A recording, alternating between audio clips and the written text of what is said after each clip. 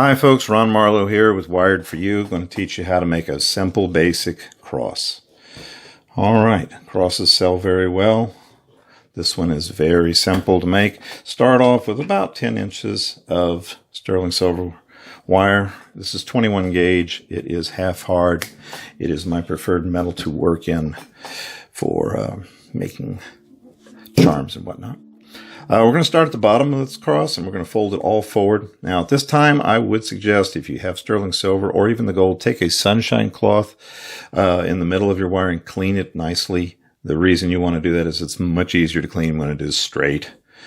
After that, start in the middle of the wire or thereabouts and fold the wire completely over. You might want to take chain nose or flat nose pliers and work your way up it so that it stays nice and neat. Okay. There we go. We folded over a piece of wire. Now, flat nose pliers, go in a little bit. There is a proportioned ratio for a cross.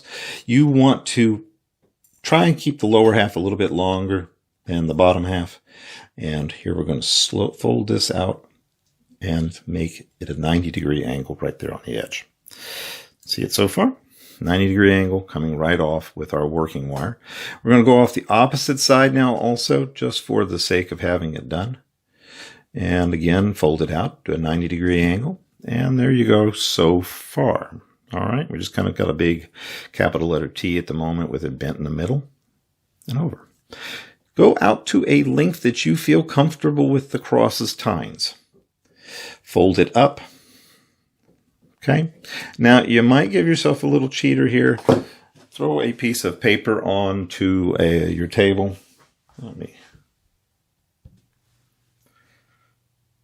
Okay, here's the piece of paper. Bring it out. You might want to lay your cross down on the paper. And for the sake of proportions, you can eyeball if this you want. But lay down, put a dot on one portion of the paper. Go down to the end of it and just say, okay, this is where I bent the wire. Okay, you can flip it back over, line it up on its end, take your chain nose pliers and pick it up right there in the center or the section that you marked and say, that's the distance I want to make them.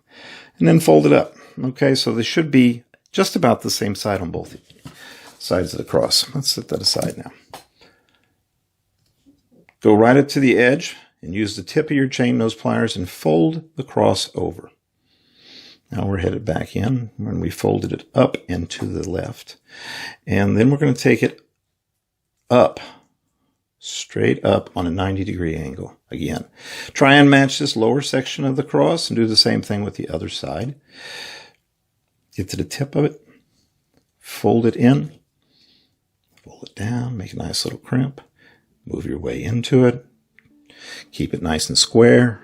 And fold it up, and here is so far a very simple cross. Even with that, I think I'm a little off on the top. All right, here we go. Crimp this just a little bit, get it square, make it nice and even, make it very symmetrical as you possibly can. Right at this point, you've got two options: finish the cross's top or do a tie off in the middle. Here's a little piece of gold-filled wire. I'm going to take it. I'm going to crimp off a little section here. This is a good time to use your scrap. Fold it in two. Make a little J-hook right here at the top. Looks simple. Leave it a little bit big on the center. What we're wanting to do is slip it in around the center of the cross. So it just, that portion there was hooked in over top. See that clearly enough? Crimp it a little bit. Make it stay on there. Okay. And then fold it over and down around the center section of the cross. Now make sure that you hold up close. It'll want to get away from you. And let's just finish taking that down. So we've laid it over nicely. Do that at least 2 times, okay? At least 2 times. There we go.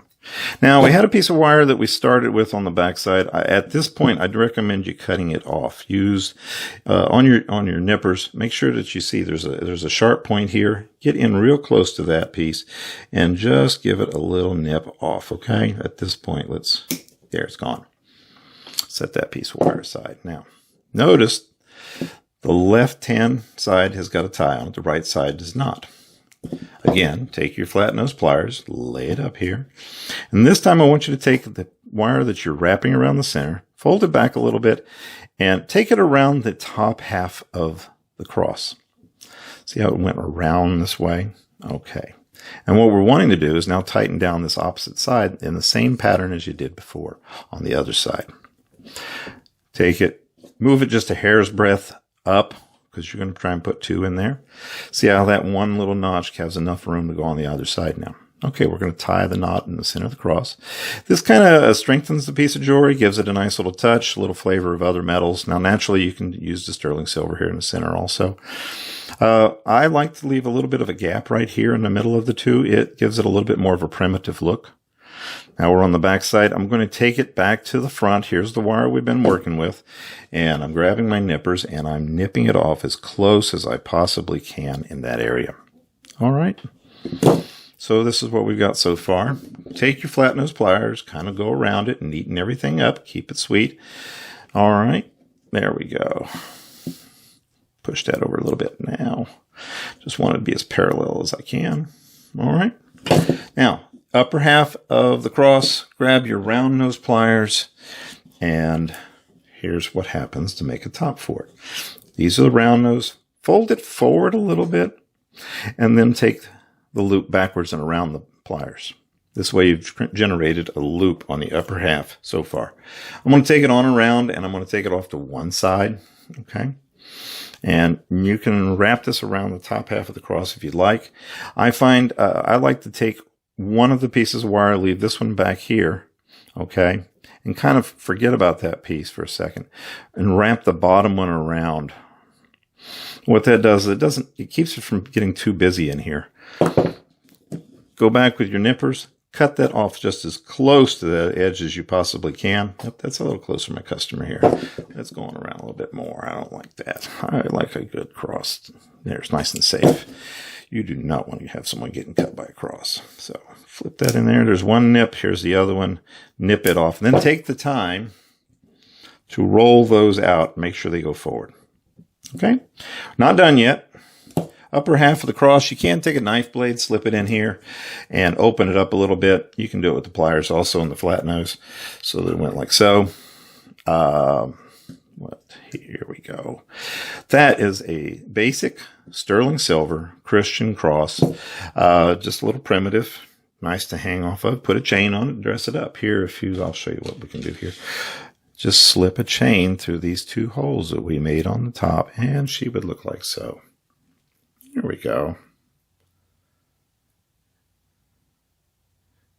Let's see if we can get that in focus for you. Ta-da! If you like what you see here and you've learned a little bit, I'm Ron Marr with Wired for You. Please hit the like button.